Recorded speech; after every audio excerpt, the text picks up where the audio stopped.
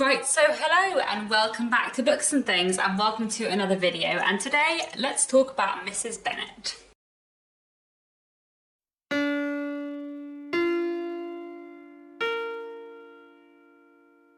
So today we're going to be discussing Mrs Bennet from Pride and Prejudice, continuing in my tradition of taking one Jane Austen character each Jane Austen July and making a video dissecting them. Previously I have done videos like this on Caroline Bingley and Mr Collins. I'll link those both down below. But today I thought we would talk about Mrs Bennet, the mother of the heroine of Pride and Prejudice, Elizabeth Bennet. This video is going to be absolutely full of spoilers for Pride and Prejudice, so if you haven't read Pride and Prejudice, it's definitely not one to watch. And there are also going to be a couple of spoilers for Northanger, Abbey and Sensibility, because I have a couple of comparison things I want to say later. So if you haven't read those two, maybe just be a little bit wary later on in this video too. But in general today, I just wanted to have a chat about Mrs Bennet. I thought Mrs Bennet would be a really interesting character to discuss because I do think she is quite a complex one, and I do think there's a lot of different ways of reading her.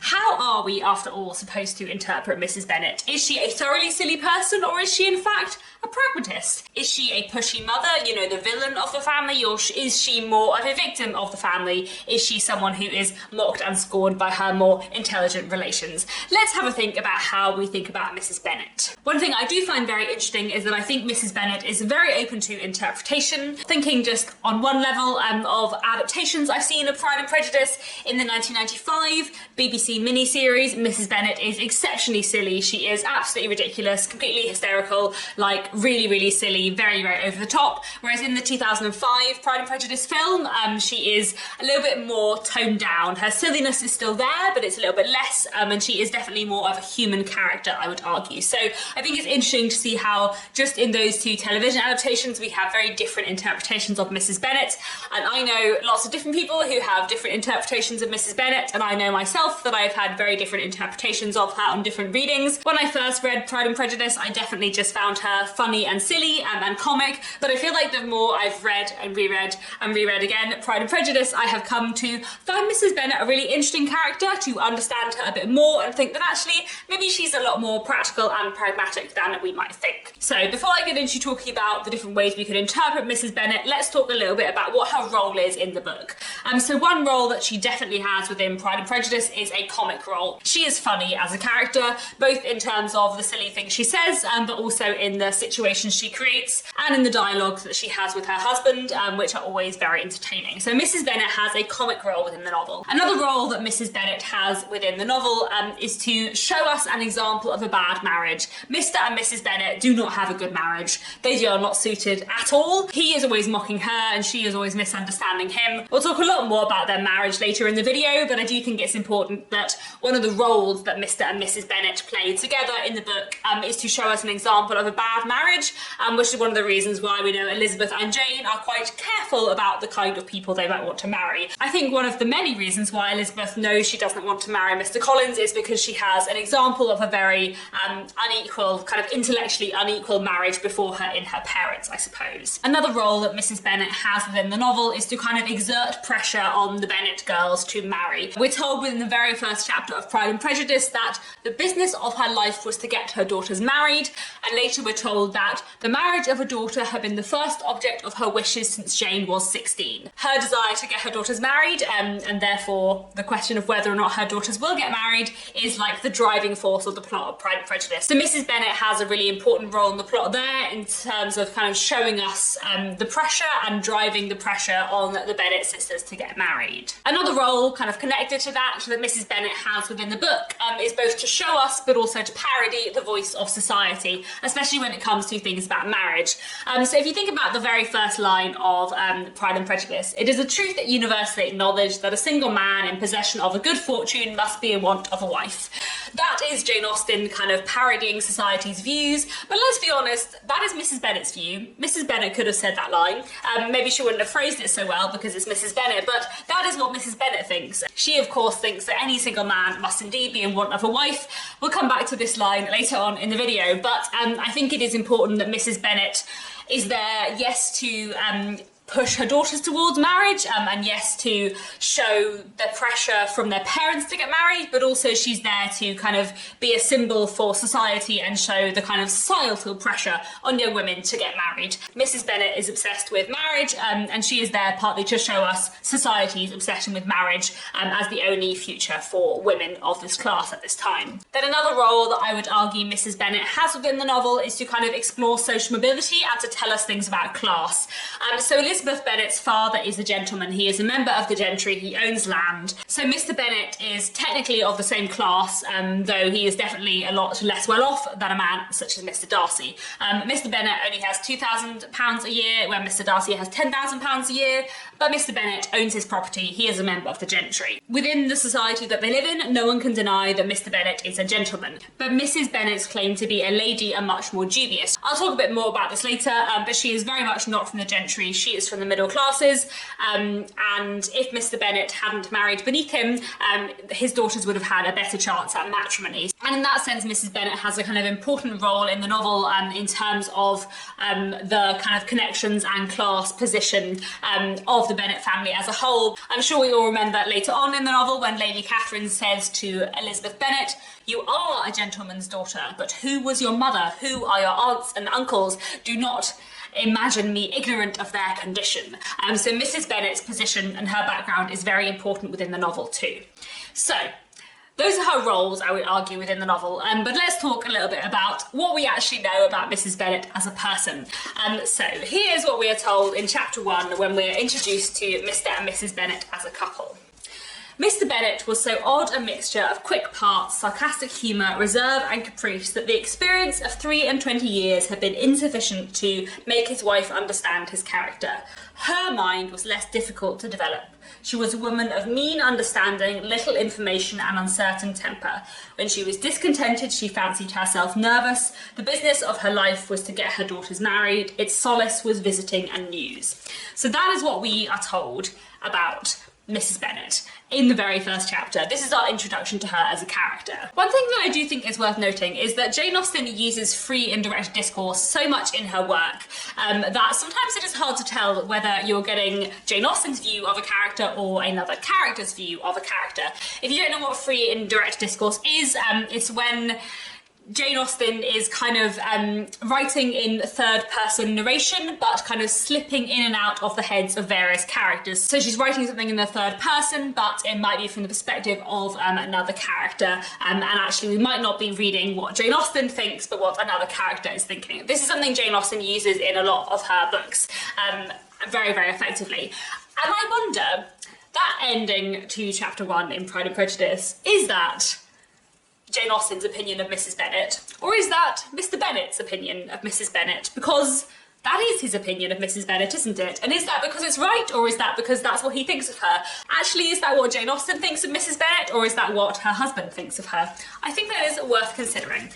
Anyway, what else do we know about Mrs Bennet? Let me come back to her class position and her family background. So Mr Bennet, as I already mentioned, is a member of the gentry. He is from the landowning class, but Mrs Bennet is from the professional middle classes, in fact the rural professional middle classes, which is, you know, less fashionable at this time than being from like the London professional middle classes. So we know that her father had been an attorney in Meryton and had left her £4,000. She had a sister married to Mr Phillips, who had been a clerk to their father and succeeded him in the business, and a brother had settled in London in a respectable line of trade. That's what we know about her background. So her father was an attorney, so a lawyer in a small town. So, you know, in the professional middle classes, but not from the very fashionable end of the professional middle classes. We know, however, that he left her £4,000, and presumably he also left some money to his other daughter and his son. So that would suggest that actually they were reasonably well off, not hugely wealthy, but not very poor either. So very much in the middle classes. And here is what we're told at the beginning of chapter 42 about how she ended up marrying Mr Bennet. Had Elizabeth's opinion been all drawn from her own family, she could not have formed a very pleasing picture of conjugal felicity or domestic comfort. Her father, captivated by youth and beauty and that appearance of good humour which youth and beauty generally give, had married a woman whose weak understanding and a liberal mind had very early in their marriage put an end to all real affection for her. So that is the background of their marriage, and let's be honest, it is, if you think about it, a really, really sad one. They got married because they quite liked each other, and then after they had been married for not very long, he soon realised that he didn't respect her, didn't like her, didn't think she was very intelligent, and therefore lost all of his affection for her. So that's pretty grim. What else do we know about Mrs Bennet? We don't know her first name, we never find that out. We do know that her maiden name must have been Gardner because that's her brother's surname, so she must have been Miss Gardner before her marriage. Personally, I have a theory that Mrs Bennet's first name is Jane because it was a very common practice at this point in time to name your first child, your first son and your first daughter after their mother and father. So the most likely first name for Mrs Bennet is Jane, which I think would be very funny if it was so, because I feel like it would be a fun joke on behalf of Jane Austen to give Mrs Bennet her first name. So I've decided that Mrs Bennet's first name is Jane and her name was Jane Gardner, but who knows whether or not that was really true. Anyway, we don't know how old Mrs Bennet is. It seems likely she was married relatively young if Mr Bennet was captivated by her youth and beauty, and as she is so excited that Lydia gets married age 16 and is very keen to kind of get all of her daughters married from the moment they're 16, that would imply to me that Mrs Bennet feels that 16 and not long after that is the right age to get married. So she might have got married at the age of 16 or 17, possibly she got married a bit later, we don't really know. We do know that she is still very good looking. We're told that in the very first chapter, one of the first things that we're told about Mrs Bennet. Before, in fact, we're told that she is silly, we are told that she is beautiful because Mr and Mrs Bennet have this conversation. You and the girls may go, or you may send them by themselves, which perhaps would be still better, for as you are as handsome as any of them, Mr Bingley might like you the best of the party. My dear, you flatter me. I certainly have had my share of beauty, but I do not pretend to be anything extraordinary now. When a woman has 5 grown-up daughters, she ought to give over thinking of her own beauty. In such cases, a woman has not often much beauty to think of.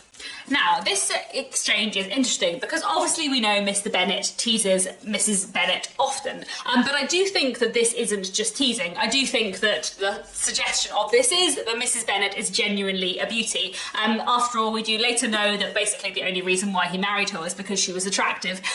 So Mrs Bennet is still very good looking, which by the standards of the day would probably suggest she was younger, but not necessarily. Either way, Mrs Bennet is supposed to be a beauty, and that's quite important, I think, because that is why he married her. We know that they have been married for 23 years, so say Mrs Bennet married as young as 17, which she might have done. Mrs Bennet is now 40 at the beginning of the book. On the other hand, she might have married when she was a bit older, but I think probably it's most likely that Mrs Bennet is between 40 and 45. It's possible she might be slightly older. We do know, after all, that Mr and Mrs Bennet stopped having children 15 years ago, although they wanted to have more because they wanted a son, which might suggest she was a little bit older, but obviously there could be lots of other reasons for that. We also don't know how old Mr Bennet is. Mrs Bennet does seem very convinced that he will die before her, and therefore they will have to leave Longbourn, which might be because she loves to overreact to everything and she is a warrior and she is worried about what will happen to her if he does die before her. But it also might be because he is substantially older than her. You know, there are young women within Jane Austen novels who marry men who are 15 or 20 years older than themselves. So it might be at the beginning of Pride and Prejudice that Mrs Bennet is 40 and Mr Bennet is 60. On the other hand, who knows? We have very little information about their age, so I'm just completely guessing, but I thought it was worth talking about how old she may or may not be. One of the mother figures whose ages we are given is Mrs Dashwood in Sensibility, and we're told that she is 40 and her eldest daughter is 19. So it seems possible that Mrs Bennet would be of a similar age, her eldest daughter being 22. But again, who knows? I do find it interesting that Mrs Bennet is usually played by someone slightly older than that in television and film adaptations. So in the 1980 Pride and Prejudice adaptation, she was played by someone who was 46. In the 1995 adaptation, she was played by someone who was 49, and in the 2005 one, she was played by someone who's 59. So usually Mrs Bennet is played by someone who is potentially older than Mrs Bennet is as a character, but again, we don't really know what her age is. Have I spent a bit too long on this? Possibly. partly because I had a lot to say about the ages of Caroline Bingley and Mr Collins in previous videos, but anyway, right. Another thing that is interesting to talk about in terms of Mrs Bennet's background is her education. So one thing I saw someone point out in the comments of a video lately is that of the three siblings, Mrs Bennet, Mrs Phillips and Mr Gardiner, Mrs Bennet and Mrs Phillips are both really silly. But Mr Gardiner, their brother, is an exceptionally sensible man. He is one of Elizabeth's few relatives for whom there was no need to blush. But that is probably because Mr Gardiner, as a man, would have had a lot greater opportunities for education at this point in time. Mr Gardiner would have probably been sent away from home to be educated, where Mrs Bennet and Mrs Phillips were not. He was able to go to London to pursue his career, where both Mrs Phillips and Mrs Bennet have always stayed in Meryton and the vicinity. Mr Gardiner was presumably also not pushed to get married so young. His children seem to be a lot younger than the Bennet's children. So if Mrs Bennet is exceptionally silly and very uneducated, where her brother Mr Gardiner is sensible and educated, maybe that is because of the very different upbringings men and women were given at that time, and maybe that is because of the disadvantages, especially the educational disadvantages, that you would have as a woman at this point in time. And then let's consider something else about Mrs Bennet's life story. Do we think Mrs Bennet has always been as silly and as improper as she is now? Do you not think that being married to Mr Bennet for 23 years would make anyone a bit ridiculous? Let's continue with the beginning of chapter 42, which I think is a really telling section. Respect, esteem and confidence had vanished forever, and all his views of domestic happiness were overthrown. But Mr Bennet was not of a disposition to seek comfort for the disappointment which his own imprudence had brought on in any of those pleasures which too often console the unfortunate for their folly or their vice. He was fond of the country and of books, and from these tastes had arisen his principal enjoyments. To his wife he was very little otherwise indebted than as her ignorance and folly had contributed to his amusement. This is not the sort of happiness which a man would in general wish to owe to his wife, but where other powers of entertainment were wanting, the true philosopher will derive benefit from such as are given. So basically what we know from this is that Mr Bennet has coped with his marriage by continuing to laugh at his wife and finding it funny that she is less intelligent than him. So I think it is worth wondering whether someone who was a little bit silly when they got married to Mr Bennet would just become more and more silly because he would continue to treat her in a way lacking in respect that would make her never want to earn it. And let's say that Mrs Bennet was very young when they got married. We know he was captivated by youth and beauty, but we don't know what level of youth that was. But say she was 16 or 17 when they got married, say she was very young and he mocked her and treated her as though she was stupid, wouldn't she adapt to become silly? She is considered silly now, partly because she is unintelligent and partly because she is older and unintelligent. But when she was younger, might she have been considered maybe more innocent and naive? Let's think for a minute about a character like Catherine Morland in Northanger Abbey, who is probably the least intelligent of Jane Austen's heroines. You know, she's described as not always understanding what's going on around her. We know that she finds it quite hard to understand Henry Tilney's wit, and sometimes he says things which she finds funny but she doesn't really get. We also know that Henry Tilney basically falls in love with Catherine Morland because he's realised that she is attracted to him, and because she is, you know, attractive and quite nice, and that's mostly it. And I know I said this in another video lately too, but I do kind of wonder if in 20 years time Catherine Morland and Henry Tilney will become Mr and Mrs Bennet. Is that what their relationship would be like? We also know that Mrs Bennet has 5 children between the ages of 15 and 22 at the beginning of the novel, and that her and her husband have been married for 23 years, which means she would have spent a pretty big chunk of the first 7 years of her marriage pregnant. And those first 7 years of her marriage are potentially also effectively the first 7 years of her adult life, depending on just what level of youth she had when she got married. And we also might presume, considering infant mortality at this point in time, that she might have had more than 5 pregnancies over the course of her marriage to produce 5 children. And I feel like if I think about Mrs Bennet as someone who might have had 5 pregnancies between the ages of 17 and 24, my tolerance for her level of silliness goes up quite a lot, because I feel like it probably hasn't been a super easy life. I'm aware there's been a lot of conjecture in what I'm saying, especially with relation to Mrs Bennet's age and how young she might have been when she got married, but anyway, let's move on to the next thing I wanted to discuss in relation to Mrs Bennet, which is, are her nerves real? She talks a lot about suffering from nervous complaints, about having nerves. As I've already said in chapter 1, we're told that when she was discontented, she fancied herself nervous, and whether that is Jane Austen's view or Mr Bennet's view, who knows, but we are told that Mrs Bennet considers herself nervous. And I want to talk about whether or not Mrs Bennet is nervous, whether or not she is really suffering, whether or not she is really a very anxious person, or whether she is in fact just, you know, putting it on. And it's hard to tell in Pride and Prejudice to what extent Mrs Bennet's anxious suffering is real or imagined. There are some points in Pride and Prejudice where Jane Austen is very, very, very clearly mocking her. You know, think about what she says after Elizabeth has rejected Mr Collins. People who suffer as I do from nervous complaints have no great inclination for talking. Nobody can tell what I suffer, but it is always so. Those who do not complain are never pitied. Now, it's very clear here that this is Jane Austen mocking Mrs Bennet, because Mrs Bennet loves to talk. That is very clear. We all know that by now. And also she loves to complain. We do know that by now as well. However, at another point in the book where she says to Mr Bennet, "You take delight in vexing me, you have no compassion on my poor nerves," that is true. He does take delight in vexing her. That is also very clear. And he does have absolutely no compassion for her feelings, let's be honest. Wouldn't anyone feel quite anxious married to Mr Bennet? And let's take a look at a passage later after Lydia has run off with Wickham. Why did the Forsters ever let her go out of their sight? I'm sure there was some neglect, or rather on their side, for she is not the kind of girl to do such a thing if she had been well looked after. I always thought they were very unfit to have the charge of her, but I was overruled, as I always am. Poor dear child. And now here's Mr Bennet gone away, and I know who will fight Wickham wherever he meets him, and then he will be killed, and what is to become of us all? The Collinses will turn us out before he is cold in his grave, and if you are not kind to us, brother, I do not know what we shall do.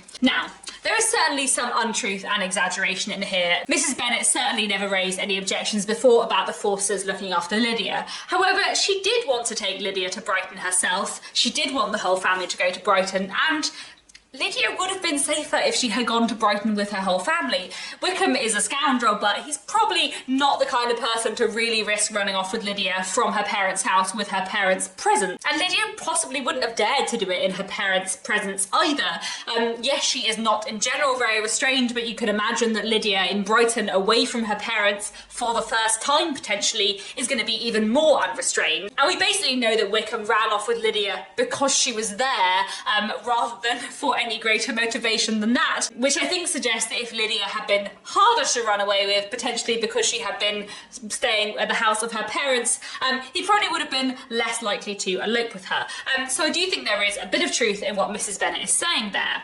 And her worries about Mr Bennet duelling Wickham and fighting him and being killed may seem very over the top and excessive today. But let's not forget that in Sense and Sensibility, Jane Austen's novel, which was published prior to Pride and Prejudice, there is a duel. Brandon and Willoughby do duel after Willoughby has seduced and abandoned Brandon's ward.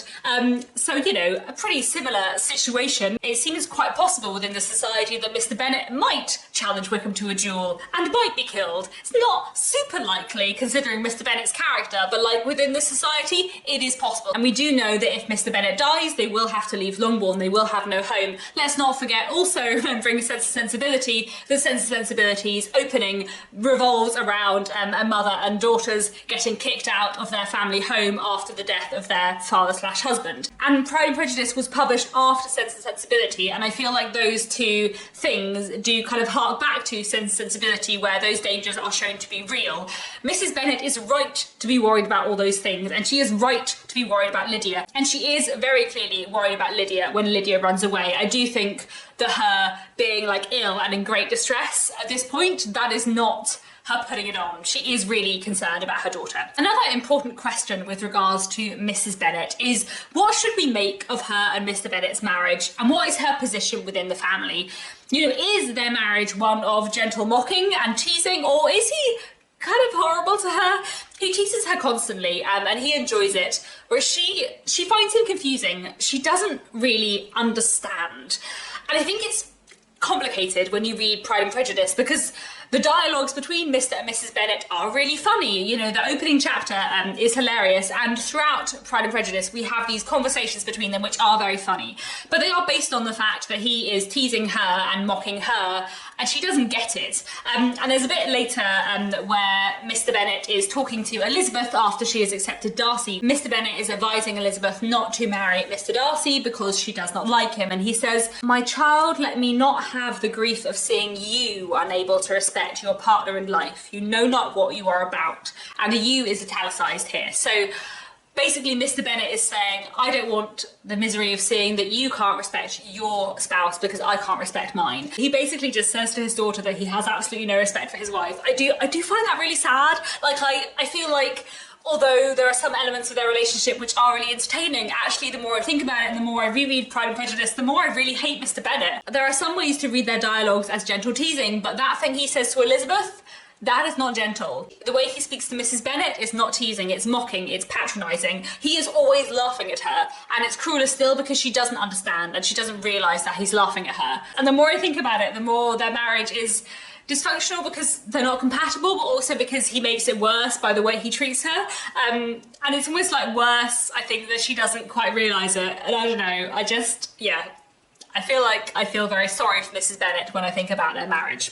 Now, one other thing I want to talk about in terms of her situation within the family is her relationship with Elizabeth, because Elizabeth is the heroine of Pride and Prejudice. We all love her, of course we do, she's amazing. And I think one of the things that a lot of us have against Mrs. Bennet as a character is that she doesn't really like Elizabeth that much. We know this, again, from very early on in the book.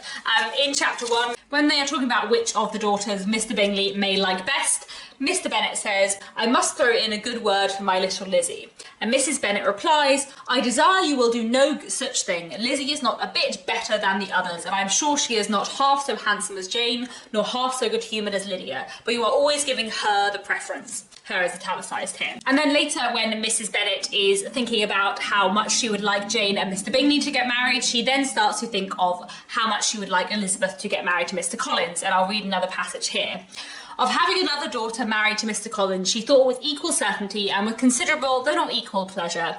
Elizabeth was the least dear to her of all her children, and though the man and the match were quite good enough for her," italicized, "the worth of each was eclipsed by Mr. Bingley and Netherfield." So here we hear that Elizabeth is the least dear to Mrs. Bennet of all her children. So why doesn't Mrs. Bennet like Elizabeth? Is it just because Mrs. Bennet is, not very nice and a bit silly? Or is it because Elizabeth is the most similar to her husband? Elizabeth has a very similar sense of humour to her father. Think about the way they both kind of join together in laughing at Mr. Collins. And Elizabeth sometimes laughs at her mother, and she doesn't have high respect for her mother either.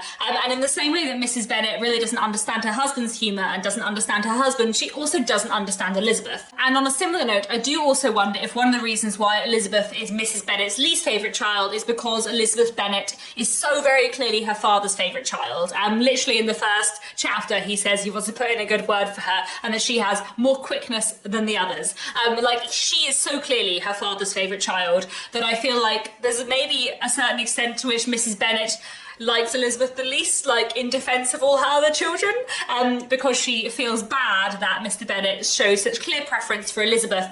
She therefore kind of tries to show preference to the other children to make up for that. And I also think it is worth noting that there are incidences where we do see that Mrs. Bennet does love Elizabeth and does like Elizabeth. One of the things that I think is really interesting in Pride and Prejudice is Mrs. Bennet's very settled dislike of Mr. Darcy, which obviously vanishes at the end once Mr. Darcy is going to marry Elizabeth. But the reason why Mrs. Bennet dislikes Mr. Darcy, the reason where this all begins from, is because Mr. Darcy slights Elizabeth at the ball at the beginning of the book where he won't dance with her. Elizabeth overhears Mr. Darcy being rude about her, which she then clearly repeats to her family and to Charlotte Lucas, who knows it too. And we see a conversation between Charlotte Lucas and the Bennet family where Mrs. Bennet says, "I beg you would not put it into Lizzie's head to be vexed by his ill treatment, for he is such a disagreeable man that it would be quite a misfortune to be liked by him. Another time, Lizzie, I would not dance with him if I were you."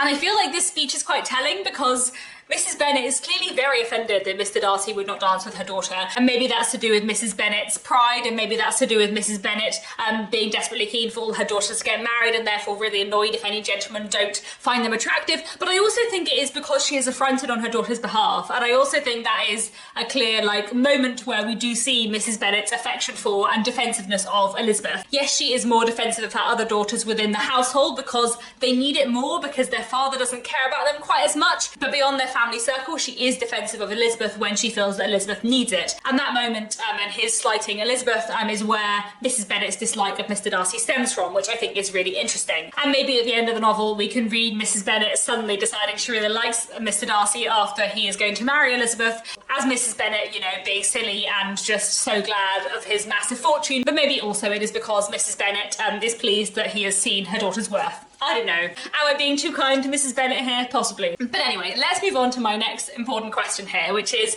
Mrs Bennet correct to be obsessed with marriage? And is Mrs Bennet maybe a bit more sensible and pragmatic than we might think?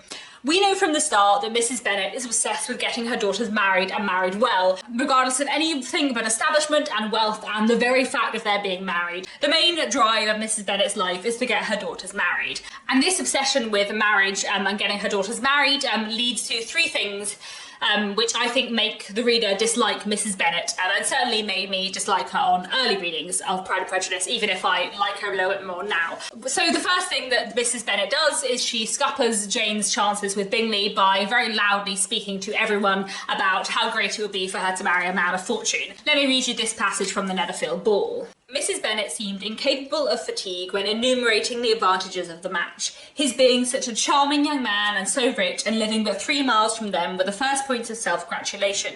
And then it was of such a comfort to think how fond the two sisters were of Jane, and to be certain that they must desire her connection as much as she could do.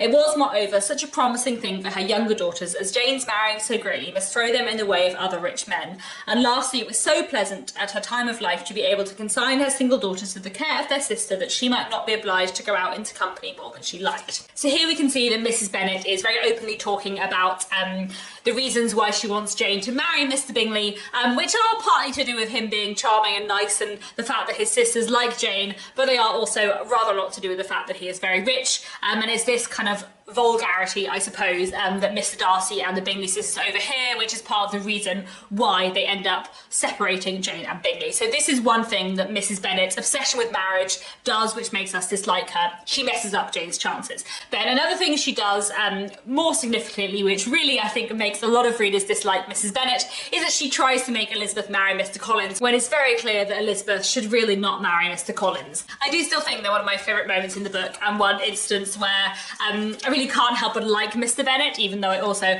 kind of hate him, is where Mr and Mrs Bennet are talking to Elizabeth after she has refused Mr Collins. And Mr Bennet says to her, "An unhappy alternative is before you, Elizabeth. From this day you must be a stranger to one of your parents. Your mother will never see you again if you do not marry Mr Collins, and I will never see you again if you do." Mr Bennet understands his daughter, and he understands why Elizabeth would never, ever, ever be happy with Mr Collins, whereas Mrs Bennet absolutely does not. And one of the dislikable things that she does in the book is try very hard to make Elizabeth marry Mr Collins. Then another thing Mrs Bennet does in her obsession with marriage, which I think is probably the main thing I can't forgive her for, is that she is so pleased when Lydia gets married to Wickham. And this is the speech we get from Mrs Bennet after we learn that Lydia and Wickham have been found and have been persuaded to marry. "My dear, dear Lydia," she cried, "this is delightful indeed. She will be married. I shall see her again. She will be married at 16. My good, kind brother. I knew how it would be. I knew who would manage everything. How I long to see her, and to see dear Wickham too. But the clothes, the wedding clothes, I will write to my sister Gardiner about them directly. Lizzie, my dear, run down to your father and ask him how much he will give her. Stay, I will go myself. Ring the bell, Kitty, for Hill. I will put on my things in a moment. My dear, dear Lydia, how merry we shall be together when we meet." Her absolute delight that Lydia is going to marry this awful man, and the fondness for Wickham implied in dear Wickham is saddening, and I do think makes us think badly of her. But let's take a look at these three situations again. The first one, Mrs Bennet speaking to openly about why she wants Jane and Bingley to be married. Yes, she speaks too openly and frankly, especially in front of Mr Bingley's friends, and yes, she absolutely shouldn't. However, I do think it's worth thinking about the fact that marriage in the Georgian period, in the Regency period, was about money as much as it was about love. And although it was at the time considered a very vulgar thing for Mrs Bennet to say, wouldn't really have been considered such a vulgar thing for her to think, in I think the way that it is for us, if that makes sense. You know, the thing that is vulgar, I kind of hate that word, but it's sort of useful in context here anyway. The thing that is considered vulgar is that she is saying it out loud more than like the thought itself. She is exceptionally unguarded in her speech, yes, but her hopes that Jane marrying well will help the prospects of Jane's sisters, it makes sense. It's not an unpractical one. You know, at the end of the novel, we're told that Kitty spends a lot of time with Jane and Elizabeth and that improves her. So actually, it's kind of true that Jane marrying well is going to help her sisters. And let's look at the second issue here, the fact that Mrs Bennet is desperate for Elizabeth to marry Mr Collins. And okay, so we know that Mrs Bennet is wrong to want Elizabeth and Mr Collins to get married. They would be very unhappy, it would be pretty awful, but it would be very practical. It makes complete sense that Mrs Bennet wants one of her daughters to marry Mr Collins because Mr Collins is going to inherit the house. If Mr Bennet were to die next week, which, you know, at a time where medicine was less advanced, might have seemed less unlikely, then Mr Collins would be able to take over the house and kick them all out. So it makes complete sense that Mrs Bennet wants one of her daughters to marry Mr Collins and wants one of her daughters to therefore be able to keep their home. Basically, one of her daughters marrying Mr Collins is the closest she can have to her children inheriting the property. If Elizabeth were to marry Mr Collins, then after Mr Bennet's death, Elizabeth and Mr Collins could live at Longbourn, potentially give a home to the sisters, and it would just be a much more secure future for all the daughters. So of course Mrs Bennet wants her daughter to marry Mr Collins. In a sensible, practical light, it is a very pragmatic step. It may be wrong that Mrs Bennet wishes Elizabeth to marry Mr Collins when she doesn't like him, but it is absolutely not silly. And Mrs Bennet is always referred to as being silly, but actually the fact that she wants Elizabeth to marry Mr Collins is not silly, it is sensible, and the fact that Mr Bennet absolutely doesn't want his daughter to marry Mr Collins is not sensible. It is a bit silly. And I think it's really interesting that Charlotte's judgment is the same. Charlotte marries Mr Collins because she thinks it's a practical step for her. She thinks it's a good match. She doesn't like him, but she makes a sensible, pragmatic decision. And no one reading Pride and Prejudice would look at Charlotte Lucas and say that she is silly. She is a very, very different character from Mrs Bennet. But actually, Mrs Bennet and Charlotte Lucas both look at the situation and make the same judgment that Mr Collins is a good match. Charlotte marries Mr Collins for his establishment, which is exactly what Mrs Bennet wanted her daughter to do. And I think this passage from around this time in the book is quite telling. Mr Bennet's emotions were much more tranquil on the occasion, and such as he did experience he pronounced to be of the most agreeable sort, for it gratified him, he said, to discover that Charlotte Lucas, whom he had used to think tolerably sensible, was as foolish as his wife and more foolish than his daughter. But in fact Charlotte is not foolish. She is shown not to be foolish by saying that she is perfectly content later on when Elizabeth goes to see her in Kent. Charlotte is not foolish, and nor is Mrs Bennet. From a logical, rational perspective, Mrs Bennet was absolutely right that it would have been a very practical and sensible move for one of the Bennet girls to marry Mr Collins. And now let's come to Lydia and Wickham and Mrs Bennet's utter delight that they are going to get married.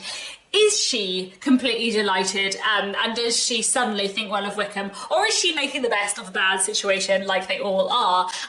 Everyone in the novel seems to think that this is just the best that could be hoped for. We have a conversation between Elizabeth and Jane and their father earlier where I think Elizabeth says, and they must marry, and yet he is such a man. And her father replies, yes, yes, they must marry, there is nothing else to be done. In fact, it seems as though Mr Darcy, who knows Wickham better than anyone, is actually the only person who tries to separate Lydia and Wickham without marrying them. He tries to persuade Lydia to leave Wickham rather than marry him, and when she absolutely won't and she refuses to, that's when he tries to kind of arrange financial circumstances to make Wickham marry Lydia. So is Mrs Bennet really delighted that Lydia is going to be marrying Wickham because she is obsessed with marriage, or is she just really, really bloody relieved that Lydia has been found, is okay, and is not going to be disgraced for life? Because, you know, Lydia's life prospects, if Wickham had left her, especially if she might have happened to be pregnant, would be pretty awful. So yes, Lydia is now tied to life for someone who is as awful as Wickham. And yes, should Mrs Bennet really be delighting in that? But also, I kind of understand why she would be immensely relieved. And I've already mentioned a few kind of comparisons to Sense and Sensibility, but I do think it's worth noting that Sense and Sensibility was published before Pride and Prejudice, so Jane Austen could kind of like almost consciously refer back to Sense and Sensibility in Pride and Prejudice, and her readers who had read Sense and Sensibility first would understand. Because, you know, we see in Sense and Sensibility the fate of women who have been kind of seduced and abandoned. And actually, Mrs Bennet, within her time, is celebrating the marriage of Wickham and Lydia because it is the best that could be hoped for. And there's one bit I really like after Lydia and Wickham have come to Longbourn and gone, when Mrs Bennet says, "I often think there is nothing so bad as parting with one's friends. One seems so forlorn without them." And I really like that line, partly because I think it's a nice moment of like human emotion from Mrs Bennet. They do like a really nice thing with it in the 2005 Pride and Prejudice film, actually. I think Mrs Bennet in the 2005 film is so much better than the 1995 Mrs Bennet. But anyway, it feels like a moment of human emotion from her, but it also is a kind of solemn moment, which does make you wonder if maybe she is a bit more solemn about Lydia's marriage than anyone might think. But anyway, moving from those specific, let's come back to her general desire to see all of her daughters married and married to men of fortune. Yes, it may seem silly, and yes, it may seem ridiculous, but at the same time, she is right to want that, and she is right to be concerned. When Mr Bennet dies, they will have nothing. They will struggle, as the women do in Sense and Sensibility. You know, we have that example before us in the novel that Jane Austen published before this. Mrs Bennet knows that Jane marrying well will take the pressure off the younger girls and will enable Jane to give them a home if she wants to. She is right to want all her daughters to marry well, and she is right to want one of them to marry really well so that she can help out the others when need be. Let's be honest, when it comes to Mrs Bennet's assessment of society and the place of marriage within it, she is right, and she is not silly, she is eminently sensible. So let's come back to the first chapter of Pride and Prejudice again, to where Mr and Mrs Bennet are talking about Mr Bingley's arrival, because I do think the first chapter is so important in terms of how we characterise Mrs Bennet. "A single man of large fortune, 4,000 or 5,000 a year. What a fine thing for our girls." "How so? How can it affect them?" "My dear Mr Bennet," replied his wife, "how can you be so tiresome? You must know that I am thinking of his marrying one of them."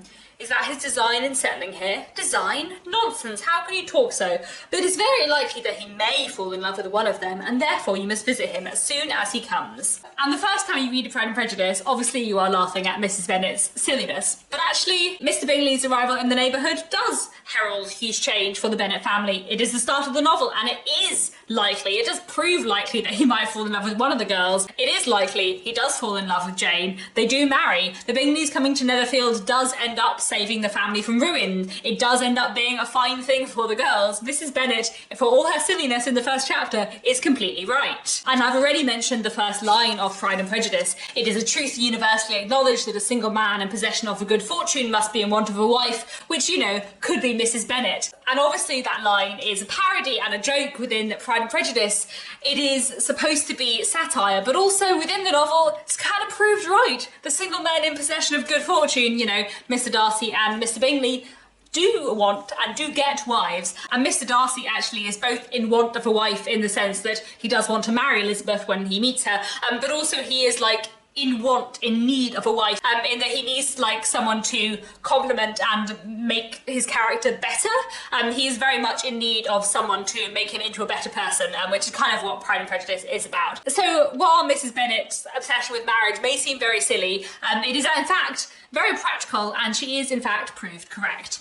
Now, there's a couple of other things I want to talk about before I finish, not too much. I'm getting nearer to the end of the video. But before I move on to my kind of conclusion, I did want to talk briefly about a comparison between Mrs Bennet and Lady Catherine de Bourgh, because I feel like they are not a pair you might immediately put together, but actually they are both very interesting to look at to each other, because these are the older female relations that our two main characters must blush for, in Jane Austen's words. These are the characters that are embarrassing to Elizabeth and to Mr Darcy. Both Mrs Bennet and Lady Catherine de Bourgh say things they shouldn't, they are frank to the point of being uncivil, and they generally embarrass their relations. Yes, Mrs Bennet talks openly and rudely about money at the Netherfield ball, but Lady Catherine also asks questions to Elizabeth when she is at Rosings, and which are really inappropriate and rude, and Darcy looks a little ashamed when Lady Catherine talks about Elizabeth going to play the piano in Mrs Jenkins' room because she would be in nobody's way, you know, in that part of the house. Lady Catherine is also rude, Lady Catherine is also abrupt, Lady Catherine is also immensely embarrassing, and she basically gets away with it because she is of a much higher class than Mrs Bennet. She is a lady of title. But I think it's really interesting to compare the two, Lady Catherine and Mrs Bennet, because if you compare the two, isn't Lady Catherine so much worse? Like, isn't Lady Catherine horrible and selfish, and Mrs Bennet kind of means well but doesn't understand what's happening? I don't know. Obviously there are times when I do get frustrated with Mrs Bennet, but if I look at her side by side by Lady Catherine, I feel like I would rather Mrs Bennet were my relation than Lady Catherine. So finally, I wanted to read the very last thing we hear about Mrs Bennet in Pride and Prejudice. This is from the final chapter. I wish I could say, for the sake of her family, that the accomplishment of her earnest desire and the establishment of so many of her children produced so happy an effect as to make her a sensible, amiable, well-informed woman for the rest of her life. Though perhaps it was lucky for her husband, who might not have relished domestic felicity in so unusual a form, that she was still occasionally nervous and invariably silly. So, this is what we learn about Mrs Bennet at the end of Pride and Prejudice, that she just continues as she is, she hasn't learnt anything, and she's still very silly. And that is a slightly damning end to Mrs Bennet from Jane Austen. But actually, I feel like by the end of Pride and Prejudice, my opinion of Mrs Bennet is not that exactly. I feel quite sorry for Mrs Bennet at times, especially in the way her husband talks to her, and I also kind of like her.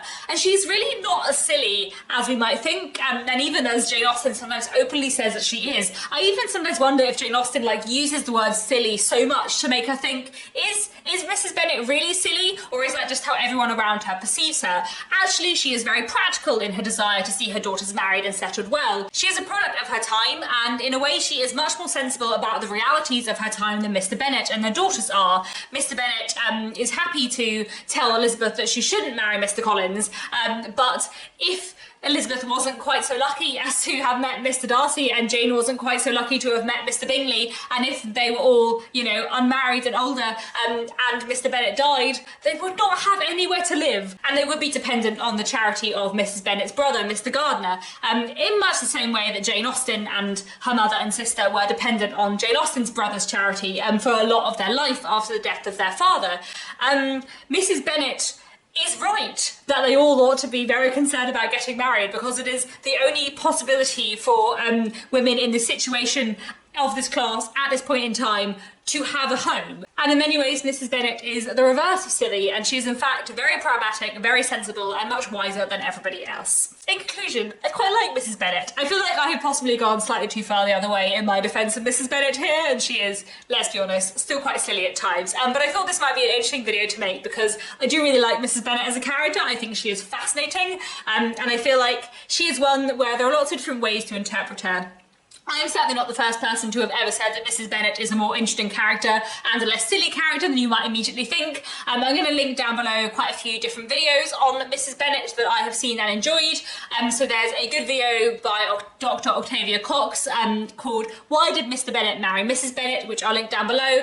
And in general, if you are not subscribed to Dr Octavia Cox, she does the most amazing videos on Jane Austen, and including a lot of close textual analysis, and her channel is fantastic. I'll also link down below a video called In Defence of Mrs Bennet from Rosen's Readings, and also my Jane Austen July co-host Marissa from Blatantly Bookish did a video called All About Mrs Bennet a year or two ago, which I will link down below too. Those three videos are really fantastic and explore Mrs Bennet in a really interesting way too, so if you need more Mrs Bennet discussion in your life, go and watch them too.